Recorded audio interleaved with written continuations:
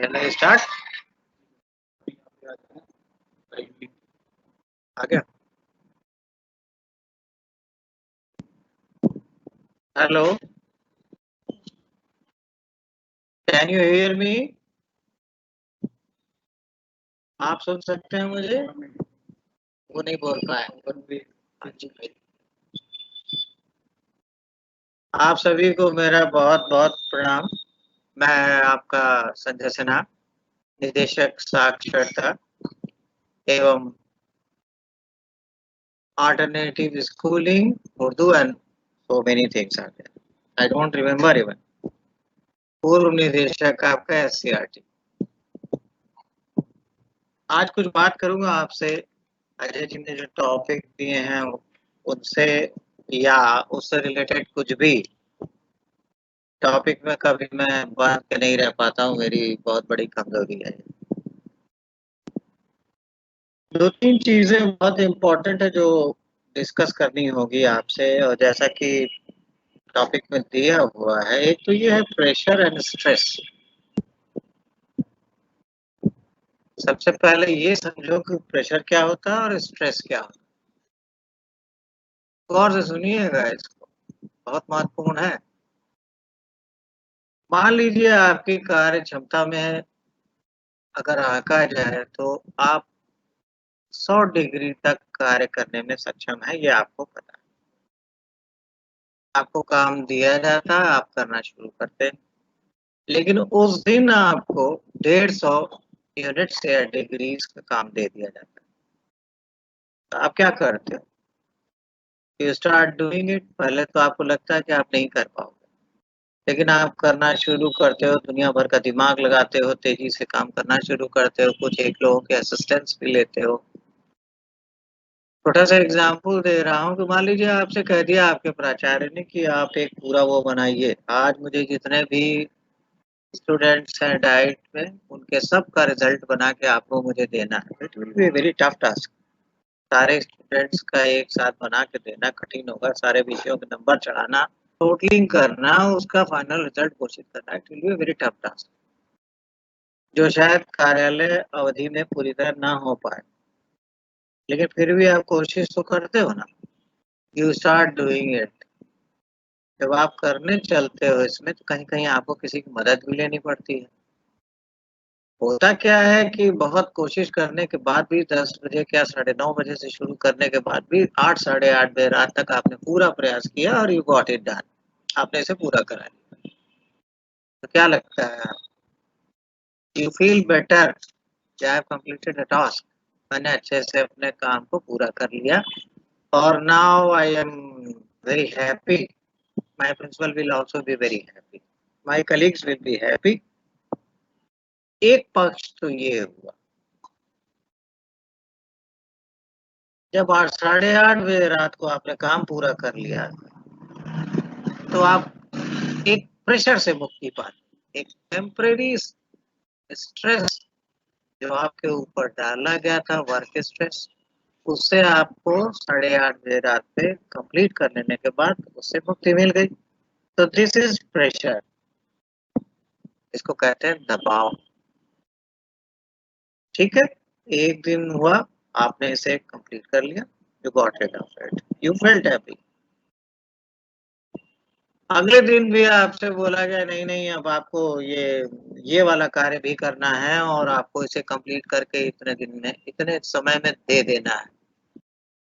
और ये वाला कार्य भी उतना ही वॉल्यूमिनस है, उतनी ही करेक्टनेस इसमें चाहिए, इतनी ही एग्जैक्टनेस चाहिए जितने की कल आपने की थी.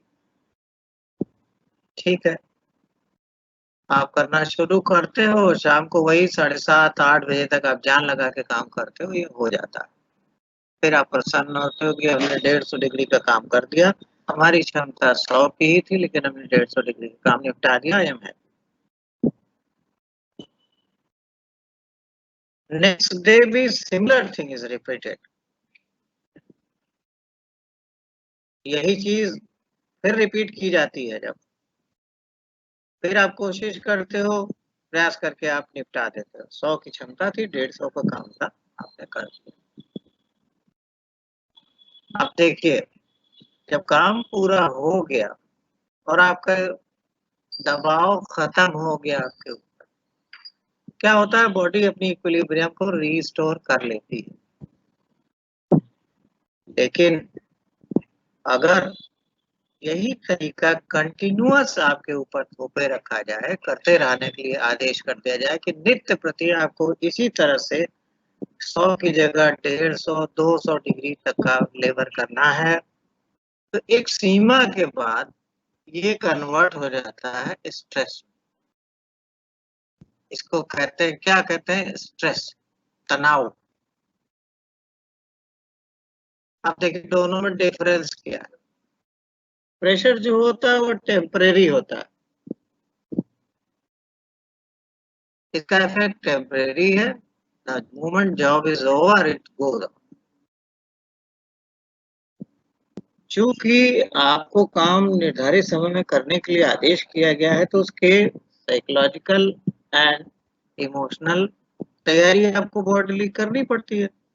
वो आपने किया, ज्यादा एनर्जी की जरूरत पड़ रही है, जितनी क्षमता थी उससे ज्यादा आपको काम करना पड़ा।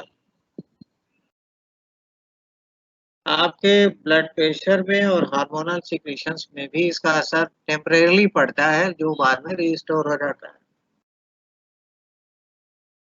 ऑन द कॉन्ट्रेरी, जब यही चीज कंटिन्यूअसली चलने लगती है तो और स्ट्रेस में कन्वर्ट हो जाती है, तो स्ट्रेस के बायोलॉजिकल और फिजियोलॉजिकल दोनों तरह के प्रभाव। स्ट्रेस का असर परमानेंट होता है, काफी लंबे समय तक कंटिन्यू करता है, और उसके लिए आपको प्रॉपर ट्रीटमेंट की आवश्यकता है। फॉर एग्जाम्पल, आप हमेशा घबराए घबराए से रहेंगे, डरे डरे से रहेंगे कि और आपके बॉडी में फिजियोलॉजिकल चेंजेस होंगे, जिससे आपका ब्लड प्रेशर प्रभावित हो सकता है, और साइकोसोमेटिक डिसऑर्डर्स भी आपके हो सकते हैं। तो मेरा सजेशन इसमें साफ साफ ये है कि कभी भी वर्क को अपने दिमाग पे पूरी तरह से हावी होने ना दें, और कोशिश करें कि उतना कार्य आपको करना पड़े जो आप हंसी खुशी एक निर्धारित अवधि में पूर्ण करने की क्षमता रखते हैं। तो आपको साइकोलॉजिकल स्ट्रेस नहीं होगी, जिसके कि साइकोसोमेटिक और बायोलॉजिकल एंड फिजियोलॉजिकल इफेक्ट होते हैं। अब देखिए इसमें तरीका क्या है। अब आपका जो जॉब है उसके हिसाब से ये जो कुछ चीजें हैं जो आपको स्ट्रेस में लाएंगी, आपको लगेगा कि प्रेशर हो रहा है और तात्कालिक चूंकि रिलीफ नहीं मिल रही है, तो ये स्ट्रेस में कन्वर्ट हो सकती है। For example, number one is poor staffing of supervisory authority. Diets में सुपरवाइजरी अथॉरिटी है, आप वरिष्ठ प्रवक्ता है, वाइस प्रिंसिपल्स हैं एंड प्रिंसिपल। डायरेक्टर एससीईआरटी होने के नाते मैं अच्छी तरह जानता हूँ कि बहुत जगहों पे प्रिंसिपल नहीं है, कहीं वाइस प्रिंसिपल नहीं है, वरिष्ठ प्रवक्ता तो 6 शायद ही कहीं होंगे। तो जो सुपरवाइजरी अथॉरिटी है आपकी, उसकी कमी होना एक दिक्कत की बात होगी, जो आपको फेस करना पड़ेगा। दूसरा एस्पेक्ट है, जो सुपरवाइजरी अथॉरिटी जो है आप, वो बहुत कॉम्पिटेंट नहीं हो सकता ना हो, वो इंटरेस्टेड भी नहीं हो सकती, क्योंकि विभाग में क्लास 2 स्तर के ऐसे बहुत सारे पद हैं जिनको सॉर्ट ऑफ पनिशमेंट के रूप में माना जाता है, depending upon the attitude of the person, and that is specially senior lecturer and that's. जब आदमी स्वयं इंटरेस्ट जब तक नहीं लेगा सुपरवाइजरी अथॉरिटी, तब तक वो एक कठिनाई का सबब अपने नीचे वाले स्तर के लिए निश्चित रूप से बना रहेगा। But you can not help, ये आपके बियॉन्ड परव्यू ऑफ पावर है, बियॉन्ड जुरिसडिक्शन है, इसमें आप बहुत मदद नहीं कर पाएंगे। आपको तरीके निकालने होंगे स्वयं से। पुअरली इक्विप्ड डाइट्स, डाइट्स में बहुत सारी चीजें ऐसी आपको नहीं मिल पाएंगी, जैसे प्रॉपर टीचिंग लर्निंग मटेरियल। आपको क्लास लेनी है किसकी? ग्रोन अप चिल्ड्रन, पढ़े लिखे बच्चे हैं, उसके लिए प्रॉपर लाइब्रेरी होनी चाहिए, प्रॉपर पुस्तकें उसमें होनी चाहिए, और जो एलाइड मॉडल है जो टीचिंग लर्निंग को फैसिलिटेट करता है, वो सारी चीजें होनी चाहिए, तभी आप प्रॉपरली कर पाते हैं इस काम को।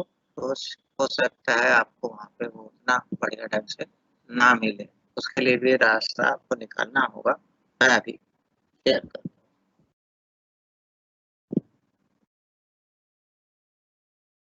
एक सबसे बड़ी आयरनी ये है कि मुख्य काम आपका टीचिंग का है, बच्चों में डिसिप्लिन इनकलकेट करने का है, लेकिन इस कार्य के अलावा आपको मुख्य भूमिका से भिन्न कार्य बहुत ज़्यादा दिए जाते हैं, जो शायद ना मजबूरी होती है संस्थान की, या फिर अ, अन्य भी कोई कारण हो सकते हैं। स्टूडेंट्स जो हैं, उनकी पहले वाली स्थितियाँ अब नहीं रह गई। पहले एक शिक्षक एक गुरु जी के रूप में रहा करता था, लेकिन शायद अब और शिष्य जो था वो शिष्य के रूप में रहता था, आज्ञाकारी होता था, डिसिप्लिन होता था, समय से विद्यालय आता था, गुरु जी का सम्मान करता था, और उसके कारण ही उसको बहुत सारे ऐसे अनुभव होते थे जो उसकी जिंदगी भर काम आते थे। अनफॉर्चुनेटली इस समय जो लॉट है, मैं सबके लिए नहीं कहूँगा, लेकिन उसमें काफ़ी तादाद शॉर्टकट ढूँढने के लिए थी, दृष्टिकोण से है। वो हमेशा शॉर्टकट ढूँढते हैं कि किस तरह से उनके नंबर अच्छे आ जाएँ, किस तरह से उनको क्लासेस कम करनी पड़े। तो ऐसी इनडिसिप्लिन जनशक्ति से भी, छात्र शक्ति से भी आपका पाना पड़ेगा।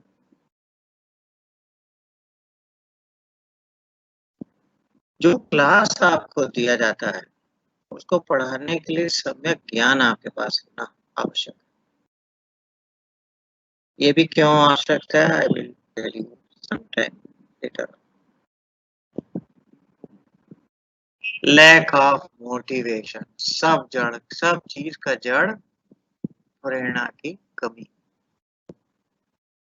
आप बहुत अच्छा पढ़ाते हैं, आपके बच्चे भी बहुत आपसे प्रसन्न रहते हैं, आपके पास दौड़ के आते हैं, कोई कॉन्सेप्ट कठिन होता है तो उसको समझने आते हैं। इसका मतलब है कि वो आपको पर्याप्त बलशाली मान रहे हैं, ज्ञानवान मान रहे हैं, इसीलिए आते हैं। Now the question is how to combat all these things.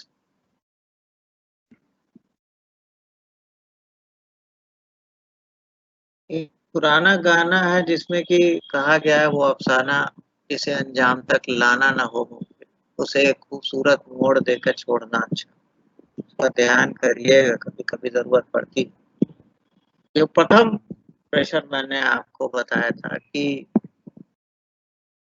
स्थान रिक्त है सुपरवाइजरी अथॉरिटीज़ की।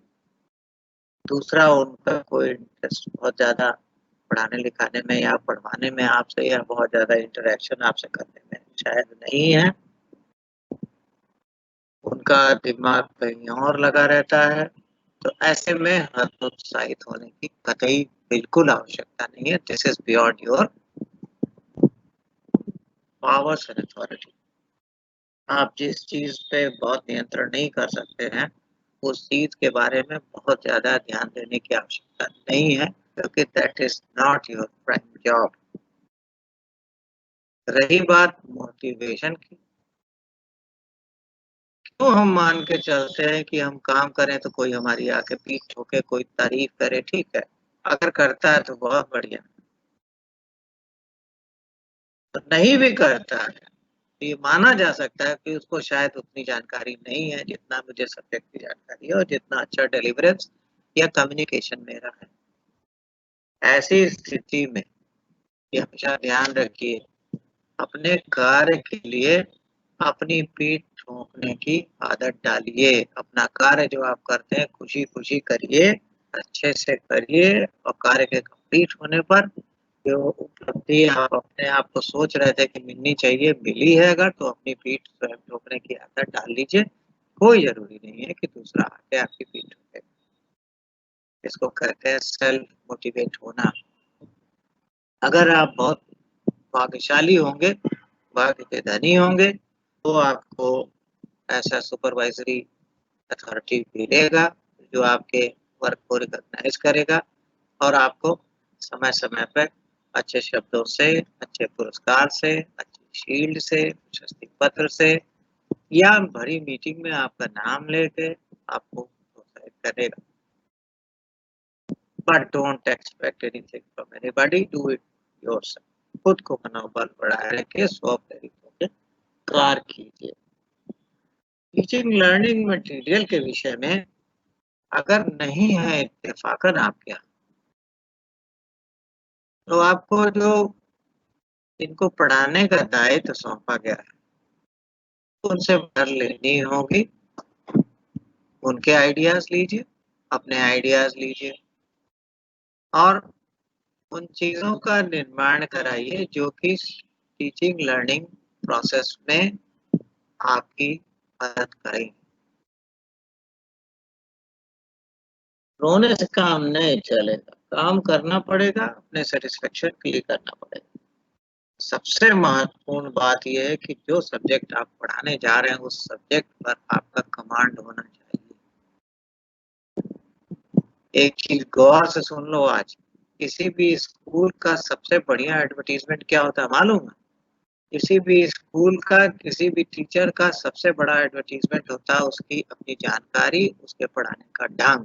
ये कहीं नोट कर लो। If you are a good teacher, अगर आपका स्कूल बहुत अच्छा चलता है, कॉलेज बहुत अच्छा चलता है, डाइट में आपका नाम है, प्राइमरी स्कूल के जो अध्यापक हैं उनकी तरफ से देखो।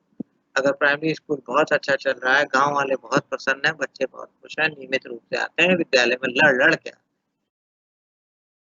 वो सक्सेस होती है उस स्कूल के हेड टीचर की और वहाँ के असिस्टेंट टीचर की जो सक्सेसफुली अपनी बात बच्चों तक पहुँचा रहा है और ये बात इनडायरेक्टली के पेरेंट्स के पास और नियर बाय जो रहते हैं लोग उनके पास। कहने का मेरा मतलब ये है कि जैसे मैंने अभी कहा कि बहुत पीठ ठुकवाने के चक्कर में किसी की बिल्कुल ना रहें। अपना काम करें, अपनी पीठ स्वयं ठोकें, अपने काम से संतुष्ट हों, अपने काम के विषय में फीडबैक लीजिए, क्या चेंज आना है, सेंसर अगर आ रहा है कहीं से, तो उसको इनवाइट कीजिए और उसको कोशिश कीजिए कि आप उससे प्रोत्साहित, स्व-प्रेरित स्वयं हो सकें। देखिए एक टॉपिक का एक हिस्सा है कम्युनिकेशन। कम्युनिकेशन की भूमिका एजुकेशन डिपार्टमेंट शायद सबसे ज़्यादा। अगर एक टीचर अपनी बात उसी भाव में, सरल भाषा में कम्युनिकेट कर पाने में सक्षम अपने स्टूडेंट तक नहीं हो पा रहा है, तो भले उसकी जानकारी बहुत अच्छी हो, उसको एक अच्छे टीचर के रूप में चिह्नित नहीं किया जाता है। कम्युनिकेशन के लिए सबसे महत्वपूर्ण ये होता है कि आप सामने वाले की मानसिक सामने वाले के मानसिक स्तर, उसके इमोशनल स्तर, उसके इंटेलिजेंस के स्तर से कुछ हद तक परिचित हों। अगर आप उसके मानसिक स्तर से या समझने की जो शक्ति है, क्षमता है, वहाँ तक नहीं जा पाने की स्थिति में है, तो शायद आप आपकी बात उस तक पहुँचेगी नहीं। इसलिए टीचिंग में जो मोड अपनाया जाता है टीचर्स के द्वारा, that is a two way communication. अब टू वे कम्युनिकेशन में आप बोलते हो, पढ़ाते हो, बच्चे से कहते हो पूछो तुम्हें क्या पूछना है। तो ये कॉन्फिडेंस आपको बच्चे में इनकलकेट करना पड़ेगा कि आपसे डरे बिना किसी चीज़ को आपसे वो बेझिझक पूछ सके और उसका उत्तर हमारे अध्यापक को दे। तो अनलेस अंटिल एजुकेशन में से टू वे कम्युनिकेशन है, तब तक आप सक्सेसफुल टीचर नहीं हो सकते, क्योंकि आपको यही नहीं पता चलेगा कि आपका कौन-सा संप्रत्यय या कॉन्सेप्ट आपके छात्र तक पहुँचा या नहीं पहुँचा। अब देखिए, बर्ताव करना है सामने वाले से आपको, उसकी समझ आपको होनी चाहिए, उसका असेसमेंट आपको पास होना चाहिए। तो इसमें बहुत सारी थ्योरीज़ साइकोलॉजी में आई है, लेकिन जिसका मुझे मानना है, जिसका मैं बहुत ज़्यादा ध्यान रखता हूँ और कोशिश करता हूँ कि इसका लाभ लूँ, वो है need hierarchy theory Abraham Maslow की। अब्राहम मैस्लो एक साइकोलॉजिस्ट थे जिन्होंने एक पिरामिड बनाते हुए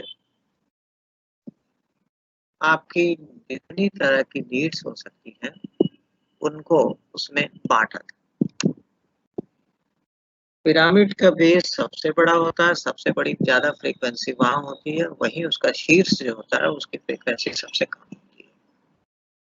तो पिरामिड के बेस से तात्पर्य है कि वो कौन-कौन सी आपकी मूलभूत आवश्यकताएँ हैं, जो आपके जीवित रहने के लिए अपरिहार्य हैं, जिनके पूरित ना होने की स्थिति में आप शायद जीवित नहीं रह। अगर आपको मुँह दबा दिया जाए, आपको साँस लेने से रोक दिया जाए या वहाँ स एयर हो ही नहीं, तो क्या होगा? कुछ देर बाद आप शायद जीवित नहीं रहेंगे। उसी तरह से भोजन है, पानी है, ये सारी चीज़ें ऐसी हैं जिनको बेसिक एमिनिटीज़ के नाम से जाना जाता है और बेसिक नीड्स में पिरामिड का बेस सबसे ज़्यादा फ्रीक्वेंसी लेके इसी का होता है। अब आप कहो कि इसी तरह पहले मैं पाँचों स्तर आपको बता दे रहा हूँ। दूसरे स्तर की जब नीड्स होती हैं, वो है सेफ्टी एंड सिक्योरिटी की नीड्स। सेफ्टी एंड सिक्योरिटी का मतलब हुआ कि आपके पास आपकी जो प्रथम स्तर की नीड्स हैं, वो तो काफ़ी हद तक पूरी हो रही हैं। किंतु जहाँ आपके अकाउंट में सुरक्षित धनराशि भी है, आपके पास रहने के लिए मकान भी है, आपके पास इंश्योरेंस भी है, तो आपकी लाइफ काफ़ी हद तक सिक्योर हो जाएगी। तो द्वितीय स्तर की जो नीड्स होती है, ये सेफ्टी एंड सिक्योरिटी नीड्स होती है। जब इतना सब कुछ हो जाता है, तो स्वाभाविक इच्छा होती है कि नीड फॉर बिलॉन्गिंगनेस, लोग मुझे जाने और पहचाने। होता है ना कि आप मुझे पहचान रहे हैं कि नहीं पहचान रहे हैं, आप मुझे जान रहे हैं कि नहीं जान रहे हैं। तो नीड फॉर सोशल बिलॉन्गिंगनेस द्वितीय स्तर की नीड होती है, जो प्रथम और द्वितीय स्तर की नीड्स के एक सीमा तक पूरा हो जाने पर जिसकी आवश्यकता महसूस। इमेजिन ए सिचुएशन, एक आदमी जिसके पास रहने को झोपड़ी तक नहीं है, खाने को प्रॉपर फूड नहीं है, तो उसमें क्या आप सोचते हैं कि द्वितीय स्तर की नीड्स को फुलफिल करने की इच्छा जगेगी? उस समय नहीं रहेगी। पहले वो प्रथम और द्वितीय स्तर की नीड्स को पूरा करेगा। सबसे पहले प्रथम, उसके बाद द्वितीय।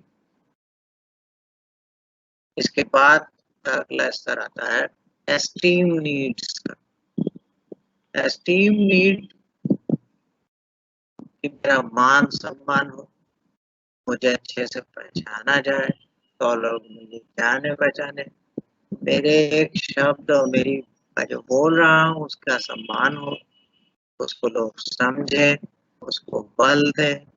ये 4th लेवल की नीड्स होती हैं, सेल्फ एस्टीम, सॉरी, हाँ, एस्टीम नीड्स के नाम से जाना जाता है। और सब इतना सब कुछ होने के बाद क्या बचता है?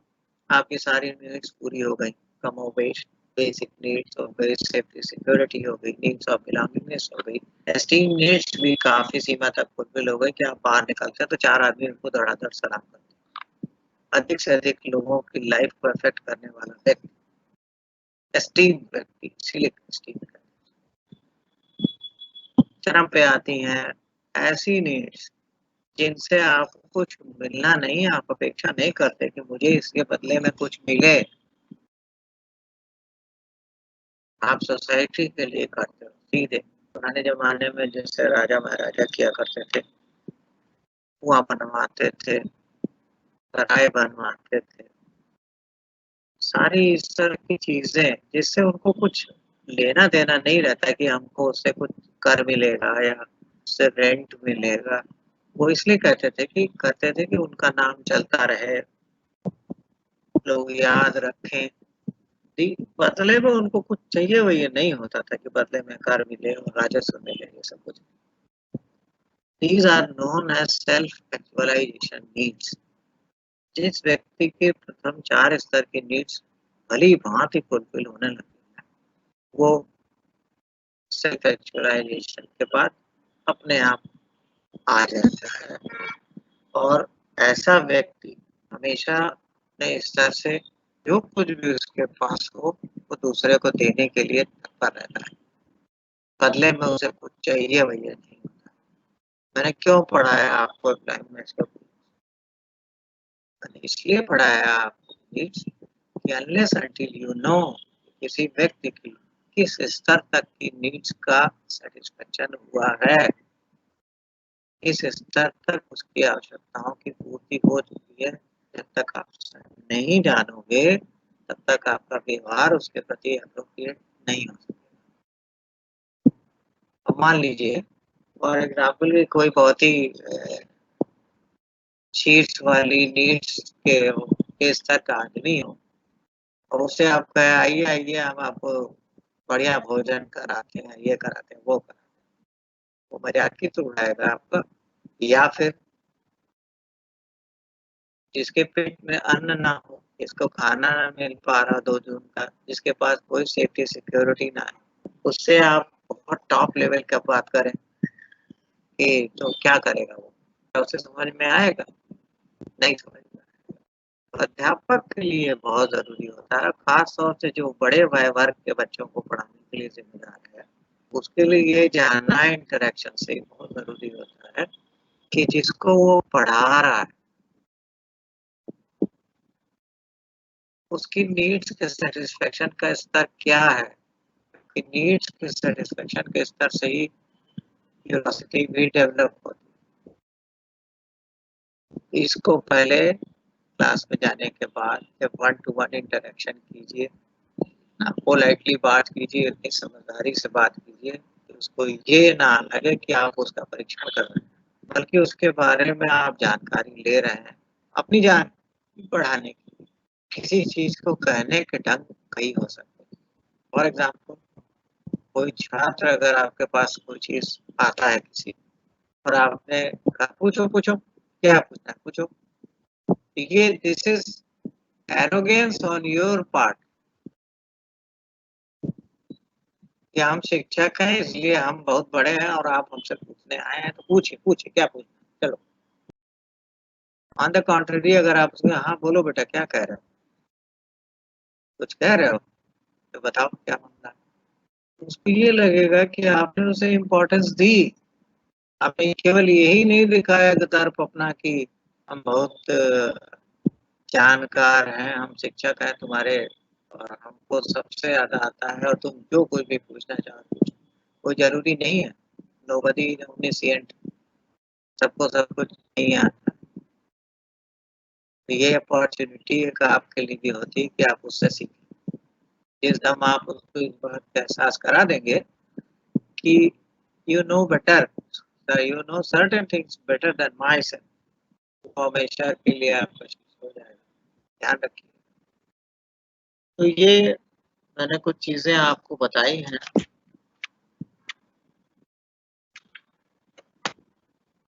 एक और बहुत महत्वपूर्ण चीज़ है जो आपको जानना चाहिए। You must have read it read about. CRT में मैंने कई बार कहा भी इस चीज को कि teacher should act as a role model. Role model से तात्पर्य ये होता है कि आपका स्टूडेंट आपके ज्ञान, आपके बातचीत, बर्ताव, इंटरेक्शन पैटर्न से इतना प्रभावित है कि वो आपके जैसा बनना चाहता है। तो अगर आप बच्चे का रोल मॉडल बनना चाहते हैं तो आपको अपने व्यवहार को बहुत नियंत्रित, बहुत ही शांत, सौम्य, सुलभ बनाना होगा। जिस आदमी के चारों तरफ घूम के अगर कहीं पूछा जाए किसी क्लास में, भाई तुम किसके जैसा बनना चाहते हो, अगर क्लास में 5, 7, 10 लोग भी खड़े होकर ये करें हम अपने गुरुजी की तरह से ही बनना चाहते हैं, क्योंकि वो बहुत ही अच्छे व्यक्तित्व के लोग हैं, धनी व्यक्तित्व हैं, हमारी मदद करते हैं, हमें जानकारी देते हैं, अच्छे से हमसे व्यवहार करते हैं। तो दिस इज कॉन्सेप्ट और रोल मॉडल। अगर लेकिन एक चीज बहुत, ये देखिए बहुत सीरियस बात इसमें ये भी है कि अगर आप रोल मॉडल की तरह से अपने आप को रख रहे हैं, आप कह रहे हैं ये करना ठीक नहीं है, ऐसा नहीं करना चाहिए और आपको इस चीज से बचना चाहिए, और वही चीज करते आप अगर पकड़ गए से मेरा मतलब ये नहीं है कि पुलिस की तरह आके पकड़ने वाला। अगर आप मिल गए उसको रास्ते में, जिन चीजों को आप रोक रहे थे कि सिगरेट पीना वो ठीक नहीं है, गुटखा खाने से आपको नुकसान होता है और आपको नहीं खाना चाहिए या आपको झूठ नहीं बोलना चाहिए, तो यहाँ कथनी और करनी का अंतर जो है वो बहुत एक क्षण में आपको कहाँ गिराएगा, आपको गुरु के पद से तुरंत ही खारिज करेगा, आपकी कथनी करने के अंतर को चारों तरफ घूम घूम के गाएगा। तो रोल मॉडल तो छोड़ दीजिए, आप पता नहीं कहाँ पहुंच जाए।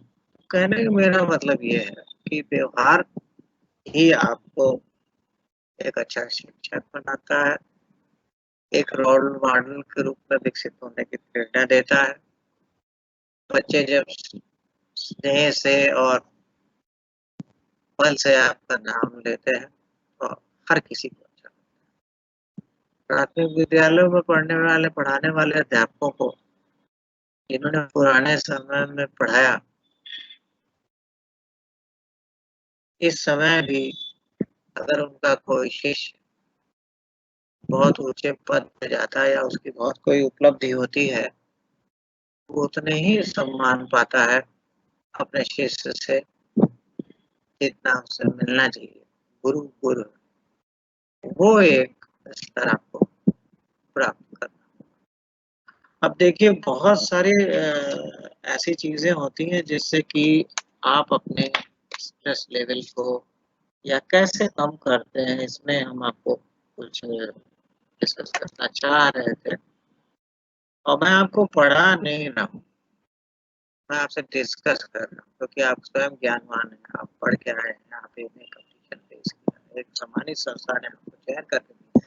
ये मान के चलता हूँ कि धरती बहुत उर्वर है, जानती है, सब कुछ जानता है। ये केवल थोड़ा शार्पन करने की बात है, जीवन को उचित ढंग से और बेहतर ढंग से जीने के लिए कैसे आप करें, ये मैं आपसे डिस्कस कर रहा हूँ। देखिए बहुत सारे कॉन्फ्लिक्ट्स होते हैं, ऐसी सिचुएशंस जिसमें कि आदमी कभी-कभी फँस जाता है, ये निर्णय नहीं ले पाता कि ये करे या वो करे। तो ऐसी सिचुएशन को कॉन्फ्लिक्ट की स्थिति में रखा जाता है। मनोवैज्ञानिक ने इसी समय ये बताया था कि जो आपके मन के स्तर हैं वो 3 होते हैं। पहला है इड, दूसरा है ईगो और तीसरा है सुपर ईगो। देखिए इस कॉन्सेप्ट को भली-भांति समझिए, ये आपको बहुत मदद करेगा। ईड सबसे बड़ा पोर्शन होता है। ईड में वो सारी इच्छाएँ सम्मिलित होती हैं। जो किसी इंसान के अंदर हो सकती है। नैतिकता और औतिकता से कुछ लेना-देना नहीं होता उसका, वास्तविकता, नैतिकता से कुछ लेना-देना नहीं होता। इच्छा है, ये होना है, अगर होता है तो अच्छा लगता है। This is it. On the contrary इसका ठीक उल्टा इस सुपर ईगो। सुपर ईगो से तात्पर्य है कि आपके समाज में जो कुछ भी नियम कानून बनाए गए हैं, वो सारे नियम कानून आपके सुपर ईगो द्वारा को प्रभावित कर। जहाँ ईड की इच्छा होगी ये करो, सुपर ईगो कहेगा बिल्कुल नहीं कर सकते और नहीं करना चाहिए क्योंकि हमारे समाज में इस तरह की कोई व्यवस्था नहीं है, नहीं होना चाहिए, ये अनैतिक है, इसलिए इससे बचना चाहिए। तो बीच का एक रास्ता होता है दैट इज ईगो। ईगो ईड और सुपर ईगो के बीच में सामंजस्य स्थापित करने का काम करता है। फॉर एग्जाम्पल, मान लीजिए 2 सेकंड के लिए मान लो कि किसी की इच्छा हुई कि ये बहुत बदमाश, इसको चलो पीट देते हैं। बहुत सारे लोग हैं वहाँ पर, आपके ईद की इच्छा हुई कि ये सामने वाला बहुत जो है इसको पीट देना चाहिए। सुपर ईगो कहेगा नहीं, ये गलत होगा, सोसाइटी में ये नहीं होता। आप कैसे मार दोगे किसी को यार, ये कोई बात थोड़ी, नहीं मार सकते आप, गलत है ये। तो दोनों में कॉन्फ्लिक्ट हो रहा है। तो बीच में तीसरे सज्जन जो ईगो है कि यहाँ बहुत सारे लोग हैं, यहाँ पीटना ठीक नहीं रहेगा, बाहर निकलने दो, अकेले मिलेगा तब पीट ले। तो ये जो बैलेंसिंग का एक्ट होता है दैट इज ईगो। मेरा सिर्फ इतना कहना था कि ये जो इच्छाएं आपकी हैं, उनमें से तीनों को कैटेगरीज में बांट लीजिएगा, देखिएगा कि उनका क्या हल निकल सकता है। ह्यूमन लाइफ में होने वाले जो कॉन्फ्लिक्ट्स होते हैं, उसके लिए 3-4 एग्जाम्पल मैं तुम्हें बड़ा साफ दे रहा हूँ, जिसमें कि आप कहोगे कि सब कह रहे हैं। एक होता है कि दमन, रिप्रेशन। कोई इच्छा आपके मन में ऐसी उत्पन्न हुई जो पूर्णतः अनैतिक, नहीं करने योग्य है, तो आप बलपूर्वक इस तरह की किसी भी इच्छा को दबाते हैं। ऑन द कॉन्ट्ररी दूसरा होता है सप्रेशन।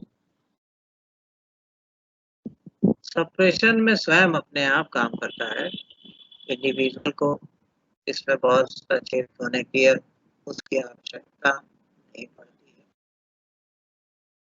तीसरा बहुत ही महत्वपूर्ण है, वो कि समय भी कम है। और जैसे वो बिल्ली थी ना, अरे सॉरी, लोमड़ी थी, वो अंगूर पेड़ पे नीचे खड़ी रही बहुत देर, बड़ा उछाल उछाल मारी, कुल मिला के उछाल उछाल मारने के बाद भी शी फेल्ड टू गेट, नहीं मिला उसे। तो उसने अपने आप को सेटिस्फाई किया, बैलेंस किया, ये कह के अंगूर खट्टे, इसको कहते हैं रेशनलाइजेशन। हर इवेंट को और उसको रेशनलाइज, आपको कष्ट नहीं होगा। और जैसे इसके बाद आता है सब्लिमेशन, उदात्तीकरण। महात्मा तुलसीदास जी ने इतना बड़ा ग्रंथ लिखा, इसके पहले कुछ ऐसी इंसिडेंट्स हुई थी जिससे कि उनका मन दुनिया से विरक्त। उन्होंने अपनी सारी ऊर्जा एक विशेष दिशा में ट्रांसफर कर दी, जिसके परिणाम स्वरूप रामचरितमानस बना, जिसको क्या देख रहे हैं। इसी तरह से और मेंटल मैकेनिज्म्स होती हैं जो आपके दिमाग को शांत रखने में, अर्थद्वंद को कम करने में आपकी मदद करती हैं। तो फाइनली जो आपसे मुझे ये कहना कि हर चीज़ आप नहीं कर सकते, हर चीज़ आपके हाथ में नहीं है, आपके बल में भी नहीं है, आप नहीं कर पाओ डिस्पाइट योर बेस्ट एफर्ट। ये नहीं कह रहा हूँ बेस्ट एफर्ट मत कीजिए, ये कह रहा हूँ बेस्ट एफर्ट कीजिए, लेकिन इसकी कोई गारंटी नहीं है कि आपका वो बेस्ट एफर्ट शायद सक्सेसफुल ना हो, पता नहीं। तो एक सीमा होती है आदमी के कर, एकदम आपको ये लग जाए कि सामने वाला आपसे बेहतर है, इस चीज को एक्सेप्ट उससे सीख लीजिए, बनिस्बत इसके कि उससे राह रखिए, खिलाफत, या फिर जहाँ सारी सीमाएं आपकी समाप्त होती हों और जहाँ आपको लगता है कि अब हम कुछ नहीं कर सकते इसमें, वहाँ ईश्वर पे भरोसा, वहाँ आपको अगर आप जिस दम नहीं सोच लेते भाई अब ठीक है, भाग्य है ईश्वर दोनों ही ने हमारे साथ नहीं दिया, इसलिए हमारे don't blame yourself. Majority of जो मेंटल डिसऑर्डर्स है वो आपके सेल्फ ब्लेमिंग के कारण ही होती है, उससे बचिए। आप जिस चीज के लिए दोषी नहीं है उस चीज के लिए अपने आप को दोषी ठहराने से बेहतर है कि उस चीज को कहीं और डालें। बेस्ट एफर्ट करिए, उसके बाद परिणाम क्या होता है उसकी चिंता बिल्कुल मत कीजिए, क्योंकि आपका 100% किया गया एफर्ट शायद इतना पर्याप्त ना हो कहीं पर, जहाँ की किसी दूसरे का व्यक्ति का 100% किया गया एफर्ट या उससे भी कम किया गया एफर्ट आपसे बेहतर हो। इस चीज को एक्सेप्ट कर लेने देने कोई दिक्कत नहीं होनी चाहिए, इसका किसी तरह का मेंटल स्ट्रेस प्रोड्यूस नहीं होना चाहिए। क्या क्या था, कितना समय हो गया देखो तो अपना, फिर क्वेरी सेशन कर लो, 43 मिनट हो गया, फिर बात कर ले से। हाँ?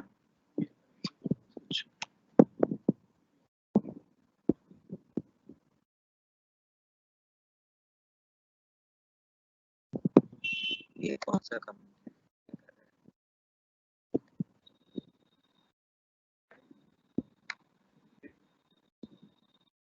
एक्चुअली क्या है,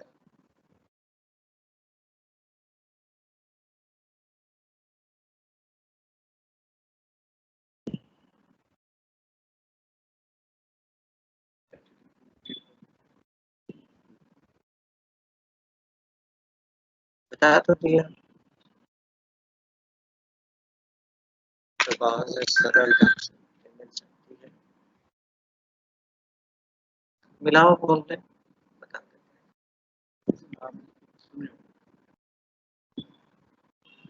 चित्रकूट से श्री वीरभद्र प्रताप सिंह जी ने, उनको मैं सुन नहीं पाऊंगा क्या?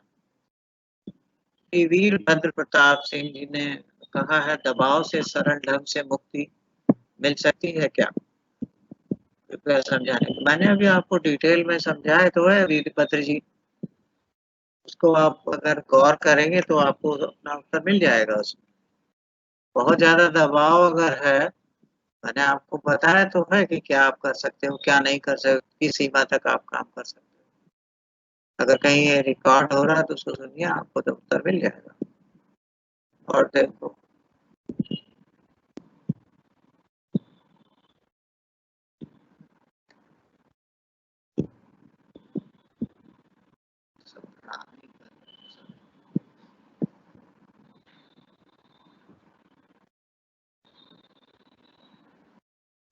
सब हमारा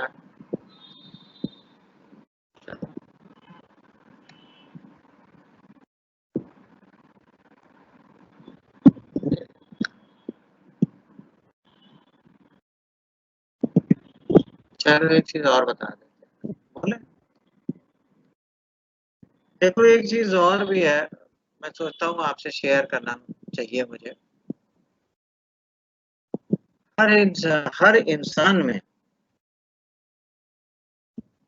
ये ललक होती है कि सामने वाला उसे पहचाने। मैंने अभी आपको बताया था, उसकी जो कार्य है, उसकी पद्धति है, उसको सराहा जाए। वही यहाँ पर आपके अधीन वो बच्चे हैं, जो पढ़े-लिखे समझदार हैं। इनको मोटिवेट करना, इस ढंग से मोटिवेट करना कि यदि कोई बच्चा कुछ कमज़ोर भी है, तो उसे ये खराब ना लगे कि आप केवल एक बंच ऑफ उनको सराहना देते हैं और बाकी लोगों को नहीं कर रहे। पहला काम तो ये होता है कि आप क्लास में जब जाएँ तो आपको धीरे-धीरे विदिन ए वीक बच्चों के नाम याद हो जाने चाहिए। नाम जब याद हो जाएगा आपको, तो नाम जब आपको याद हो जाएगा और आप नाम से बुलाना शुरू करेंगे, तो ये आइडेंटिटी की जो क्राइसिस बच्चों की होती है, वो अपने आप समाप्त हो जाती है कि नहीं गुरुजी हमको पहचानते हैं, हमारा नाम जानते हैं। तो ये एक आइडेंटिटी की जो क्राइसिस होती है दैट विल एंड। दूसरा, छोटे-मोटे क्लास में ही किए गए इस तरह के प्रेरणावर्धक प्रोग्राम आपको करना चाहिए। फॉर एग्ज़ाम्पल आपने कहा कि इस महीने में हम आप लोग का आकलन करेंगे, देखते हैं कितने बच्चे ए ग्रेड में आते हैं, कितने बी ग्रेड में आते हैं। नीचे मत जाओ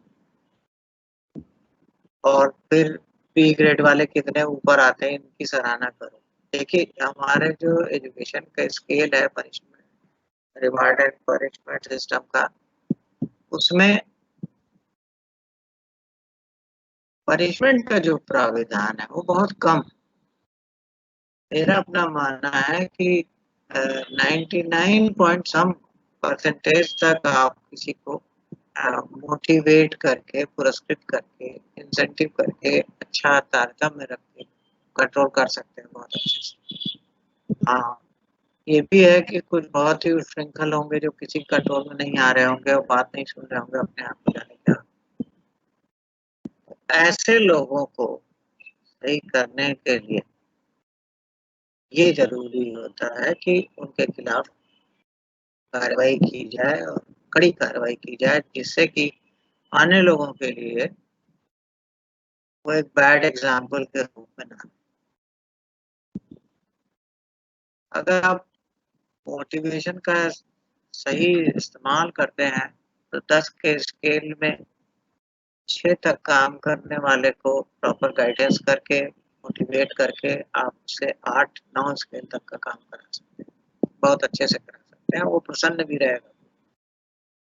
2 की नंबर पाने वाला 10 में, वो भी अगर आपका तारतम्य अच्छा है, कम्युनिकेशन अच्छा है, उससे प्रेजुडिस्ड कहीं नहीं है आप, तो उससे भी आप 5 तक ले जा सकते हैं, 6 तक ले जा सकते हैं। फिर यही कहेगा कि देखो तुम 5 तक आ गए, शाबाश बहुत बढ़िया और आगे बढ़ो। ये आपकी मैनेजरेबिलिटी पे डिपेंड करता है, कितना आप मैनेज कर सकते हैं, ठीक है? इस चीज़ को आप करिए और I will be the happiest person. और अजय ने मुझे आज चांस दिया, मैंने कुछ पढ़ा-वढ़ा था नहीं, मुझे कुछ वैसे भी नहीं आता है। लेकिन ज़िंदगी जीना आता है, तो इसलिए मैंने आपको संबोधित करना उचित समझा। और कोई देखो कोई किसी का क्वेरी है? ये तो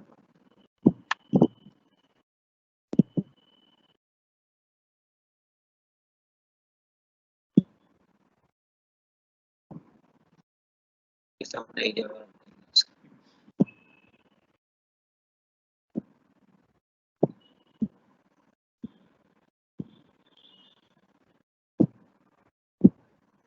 how can minimize the stress? हाँ, बांदा से वीरेंद्र कुमार रत्नाकर जी ने ये पूछा है कि sir how can minimize the stress within the staff members in their diet? बड़ा इंटरेस्टिंग है ये क्वेश्चन। एक डाइट में जहाँ तक मेरी मेमोरी है उसके हिसाब से एक प्रिंसिपल, एक वाइस प्रिंसिपल, 6 वरिष्ठ प्रवक्ता और 17 लेक्चरर और 3 एलटी ग्रेड के टीचर। यार इतने कम लोग हैं और मेरे ख्याल से फुल स्ट्रेंथ बांदा में होगी भी नहीं। सब टेबल के किनारे बैठो, सब के सब साथ में बैठो, आपस में डिस्कस करो, जो अच्छा है उसकी तारीफ करो, एक दूसरे का सम्मान करो, स्ट्रेस अपने आप खत्म हो जाएगा। जब आमने-सामने बैठ के आप लोग बातचीत करेंगे, बहुत शब्द-शिष्ट लहज़े में बात करेंगे, एक रिज़ॉल्यूशन लेके बात करेंगे, तो मुझे नहीं लगता कोई ऐसा कोई कारण है जिससे कि कोई भी समस्या का समाधान ना हो। बैठिए साथ में, एक-दूसरे का सम्मान कीजिए, जो उनकी शक्ति है उसकी तारीफ़ कीजिए, अगर किसी की कोई कमी है तो उससे अलग से बात कीजिए, खत्म हो जाएगा स्ट्रेस।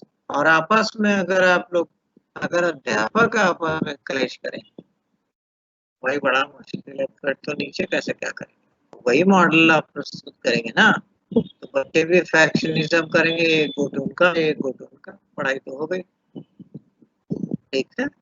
साथ बैठिए और ये चीज़ दिस थिंग कि 2 अध्यापकों में रिफ्ट है, इट शुड नॉट बी पर down percolated to the lower level. बच्चे से कुछ मतलब नहीं होना चाहिए, बच्चे के लिए हर गुरु, गुरु है। समझ रहे हैं ना आप? साथ बैठिए, समझिए, प्रेम से बात कीजिए, तो जो बड़ा है उसकी बात को एक्सेप्ट कीजिए, उसको बड़प्पन उसका स्वीकार कीजिए, तभी जाके इस आपका ये आपस का जो रार होगा खत्म हो जाएगा।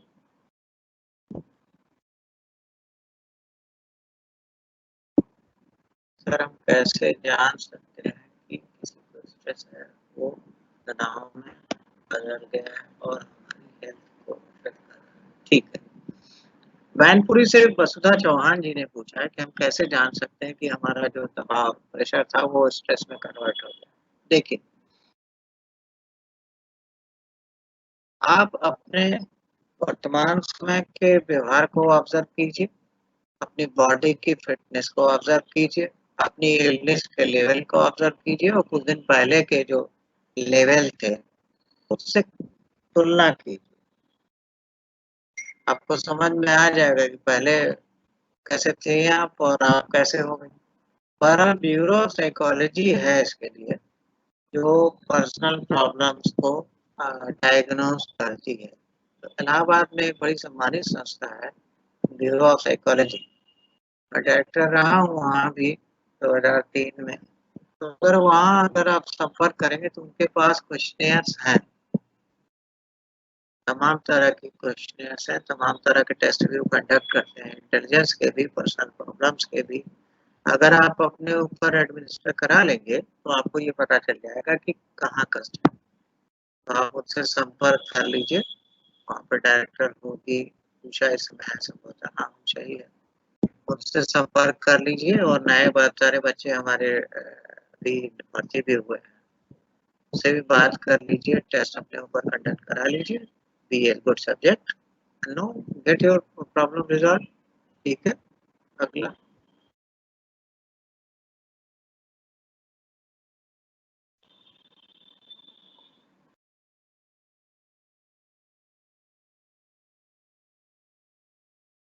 बदायूं से अमित शर्मा। अमित, आपने जो प्रश्न पूछा है कि हम लोग को टीचिंग के अलावा नॉन टीचिंग भी काम दे दिए जाते हैं। That's true, I admit.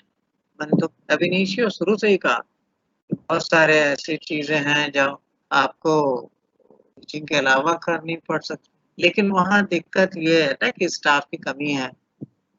जहाँ स्टाफ की कमी है वही इंसान ही तो काम करेगा। अगर प्रिंसिपल, वाइस प्रिंसिपल या वरिष्ठ प्रवक्ता वगैरह कुछ नहीं है, तो नेचुरली अगर कोई वर्क आएगा तो आपसे रिक्वेस्ट करना ही पड़ेगा। तो टीचिंग के अलावा नॉन टीचिंग भी काम करना पड़ सकता है। ये मत मान के चलो कि केवल तुम पढ़ा ही लोगे, कहीं ज़रूरत पड़ेगी तुम एक अच्छी जनशक्ति हो, पढ़ी-लिखी जनशक्ति, तो उसका इस्तेमाल तो आपका प्राचार्य या आपका वाइस प्रिंसिपल तो करेगा ही करेगा। तो उसमें भागना नहीं चाहिए, जिस चीज़ पे नियंत्रण ना हो उसमें भागना नहीं चाहिए, वो खुशी-खुशी स्वीकार करके करना चाहिए और इससे आप जल्दी कर पाएँगे। ठीक है। डाइट में वरिष्ठ प्रवक्ता का प्रवेश। देखिए, ये कहाँ का है? बागपत, अशोक कुमार भाटी। बागपत से जी अशोक कुमार भाटी ने ये जानना चाहा कि वरिष्ठ प्रवक्ता का पद वहाँ पर डाइट्स में क्यों सही? भाटी जी, आपने शायद ध्यान नहीं दिया कि आपके डाइट में कितने डिपार्टमेंट्स हैं? आपके डाइट में एक प्रिंसिपल, एक वाइस प्रिंसिपल और 6 वरिष्ठ प्रवक्ता, ठीक है। 6 वरिष्ठ प्रवक्ता यानी कि डाइट में 7 डिपार्टमेंट्स होते हैं। उन सभी में जो डीआरयू डिस्ट्रिक्ट रिसोर्स यूनिट होती है, उसका हेड वाइस प्रिंसिपल होता है और बाकी 6 जो हैं, उसके लिए वरिष्ठ प्रवक्ता उसके हेड होते हैं। अब वरिष्ठ प्रवक्ताओं की संख्या कम ज़्यादा कहीं हो सकती है या क्लियर कट क्लासिफिकेशन नहीं होगा, लेकिन फिर भी ये पद इसी निमित्त बनाया गया है क्योंकि डाइट में 7 तुम्हारे सेक्शंस हैं, 7 वहाँ पे अनुभाग।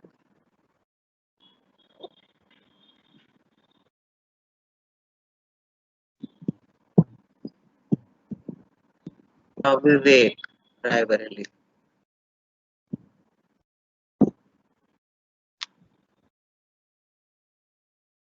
अभिवेक रायबरेली, तुमने पूछा है कि अपनी पूर्ण ऊर्जा के साथ काम करने के बाद भी किन्हीं व्यक्तियों द्वारा लगातार छदम शिकायत करने से कार्य व्यवधान। देखो, जहाँ तक मेरे को जानकारी है, you are a good officer, तुम अच्छा काम करते हो, पढ़ाई लिखाई तुम्हारी अच्छी है, लेकिन दुनिया को तो नहीं रोक पाओगे।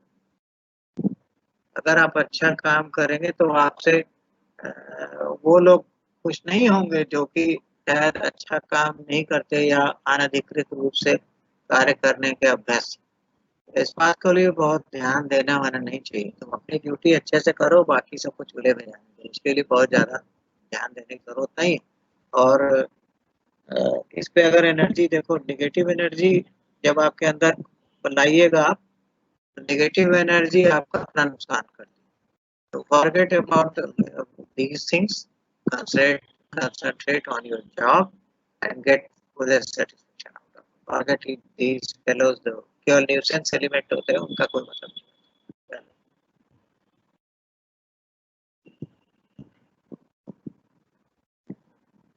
Hoping strategies, Gorakh divisional bureau psychology. हाँ, जब वहाँ पर से और आगे बढ़ा देते हैं। क्या पूछा है इसने? Is it okay to convey problems related to work? Things are going tough. Is it okay to convey your problems related to work? Anonymous है, बोल देते हैं तब भी। कुछ लोगों ने अपना नाम नहीं डाला है, एनोनिमस करके कमेंट डाले हैं। उसमें एक कमेंट ये भी है कि is it okay to convey your problem related to work or work pressure to the concerned authority if things are going tough? देना भी नहीं दिया है इसमें।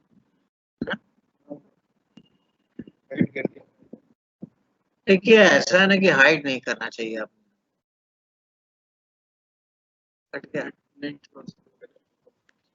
हाइड नहीं करना चाहिए। There is a clear cut hierarchy in the rights too. और अगर कहीं कोई दिक्कत हो रही है तो अपने प्रिंसिपल को बताओ, वाइस प्रिंसिपल को बताओ, प्रिंसिपल को बताओ और बहुत पोलाइटली बताओ क्योंकि वो तुमसे बहुत बड़ा अफसर है। पोलाइटली बताओ, अगर वहाँ नहीं होता है then you talk to his officer. लेकिन बिना किसी हायरार्की के पालन किए करना उचित नहीं होगा। आप उनके संज्ञान में डालिए, बहुत प्रेम से डालिए, पोलाइटली डालिए, तो वो आपकी हेल्प करेंगे।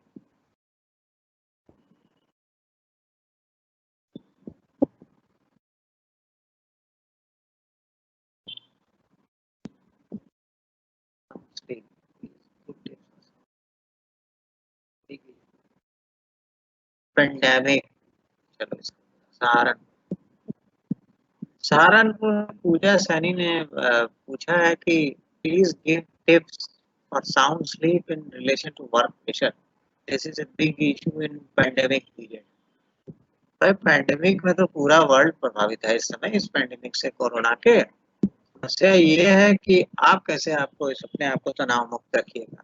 सबसे बड़ी बात, जो कुछ डॉक्टर्स ने कहा है कि आप घर पे एक्सरसाइज कीजिए, ज़्यादा एक्सपोज़र मत लीजिए, मास्क लगाइए और उसके अलावा सैनिटाइज़र का इस्तेमाल कीजिए और इम्यूनिटी बढ़ाने के लिए आपको वॉक करनी पड़ेगी। अच्छे से मास्क लगा के आप वॉक कीजिए, तेज गति से वॉक कीजिए। और जब इतना सब कुछ कर लेंगे आप, एहतियात बरत लेंगे, सोशल डिस्टेंसिंग का भी पालन करें, तो संभावना नहीं के बराबर हो जाती। लेकिन अगर उसके बाद भी हो जाए, then you can not do it. तो ऐसी चीज के लिए जो तुम्हारे बस में ही नहीं है, जितना बस में था वही तो करोगे। अच्छे से मास्क लगा के, सैनिटाइजर का प्रयोग करके, सब कुछ करने के बाद आपको फिर चिंता नहीं करनी चाहिए। ऐसे एक्सपोजर नहीं लेना चाहिए, सबसे प्रेम से इधर उधर घूम घूम के बतियाना नहीं चाहिए। डिस्टेंस बना के रखिए, कुछ लोग कैरियर हो सकते हैं। जब इतना सब कुछ आप करेंगे, एक्सरसाइज करेंगे, एक्सरसाइज करने से, थोड़ा सा फिजिकल एक्सरसाइज करने से आपको नींद अच्छी आती ही आती है, इसमें कौन सा दोष है? करिए पहले, और फिर जब अगर होना होगा तो फिर हो जाएगा, अगर सब कुछ करने के बाद में, तो देन यू सीक ट्रीटमेंट। ठीक है।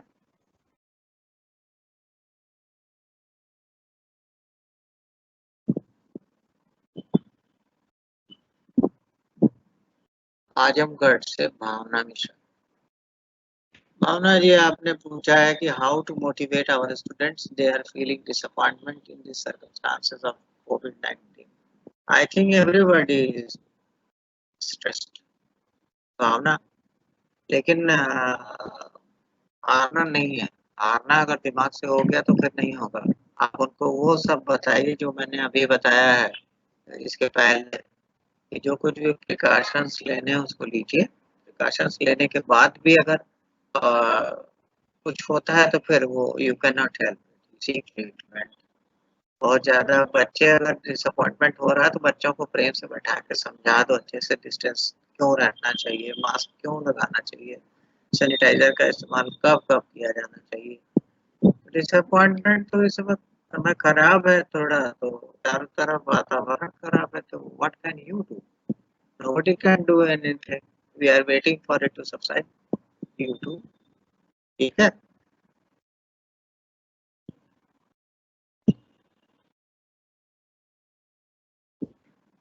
डब्ल्यूपीटीसी का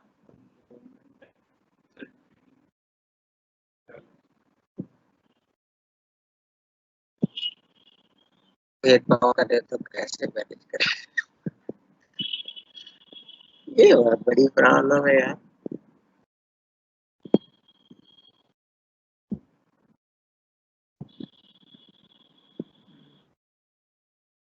दरअसल इस समस्याओं को मिटाया जाए।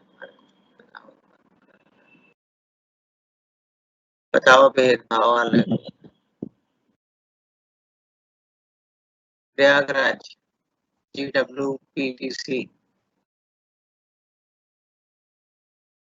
यदि कोई हायर अथॉरिटी ही शिक्षकों में भेदभाव करे तो कैसे मैनेज? ओके, मैंने नोट कर लिया है। मैं जेडी से अजय कुमार सिंह जी के संज्ञान में ला दूंगा, ये भी टॉप ऑफिस। ठीक है। और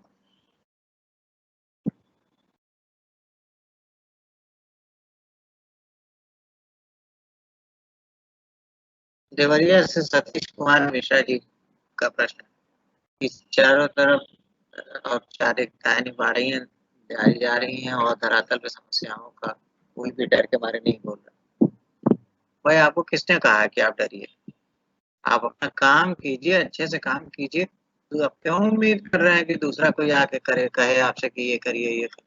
आप अपना काम अच्छे से करिए, बाकी दुनिया की क्यों आप चिंता कर रहे हैं? आपका काम टीचिंग है, टीचिंग करिए।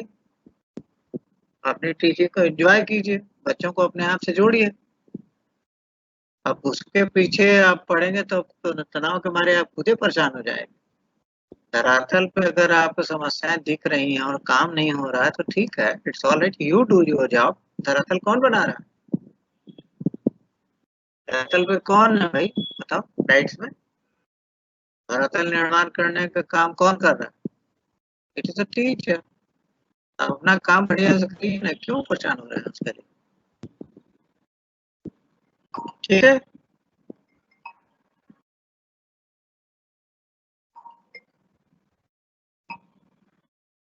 भी गया, भी हो गया।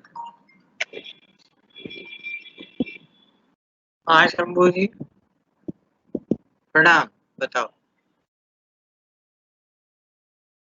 कौन वाजपेयी? नहीं। क्यों?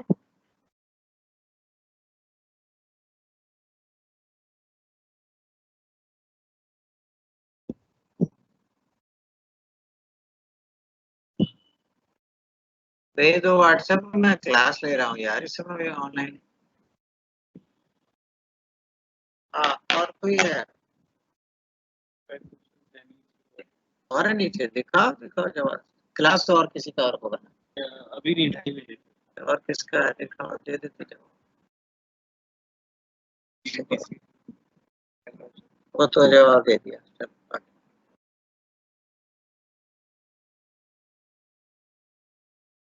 हटाओ ये सब, कोई मतलब नहीं आइएगा इसमें। मतलब how to create academic development programme अभी बताया तो है।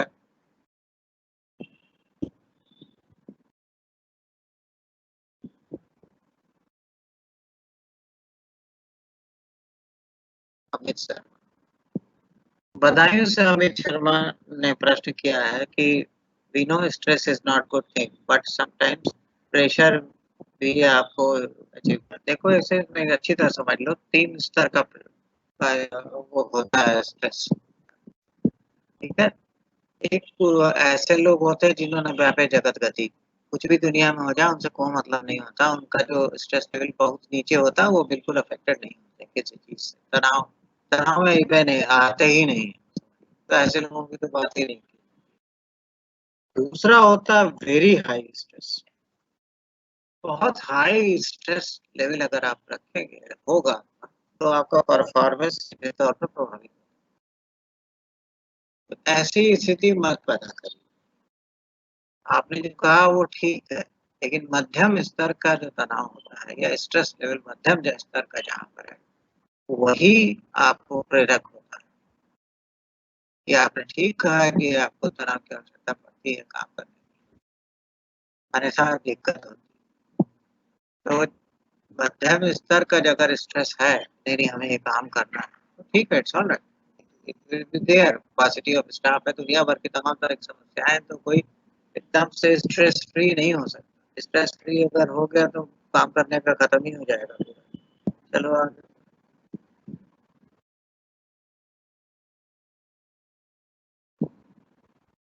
हटाओ, बता दिया। इस समय 4 माह का वेतन नहीं मिल पाया, आपके कार्यकाल में वेतन नहीं मिल रहा है। बाराबंकी से राम प्रकाश, भाई बाराबंकी से राम प्रकाश जी कह रहे हैं आपके वेतन की दिक्कत हो रही है, 4 महीने का वेतन आप लोग को नहीं मिल पाया, और आपने ये भी कहा है कि आपके कार्यकाल के दौरान वेतन नियमित कराने का प्रयास किया गया। Thank you for that, compliment है मेरे लिए।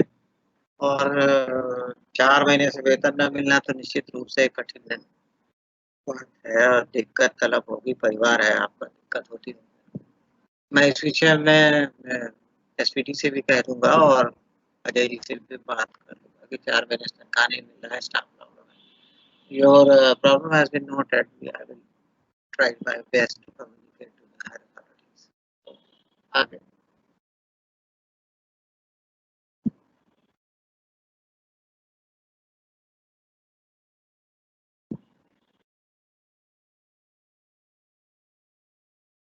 तरीका कौन खाली और ले आने की परिस्थिति में हम, बात सही है तुम्हारी।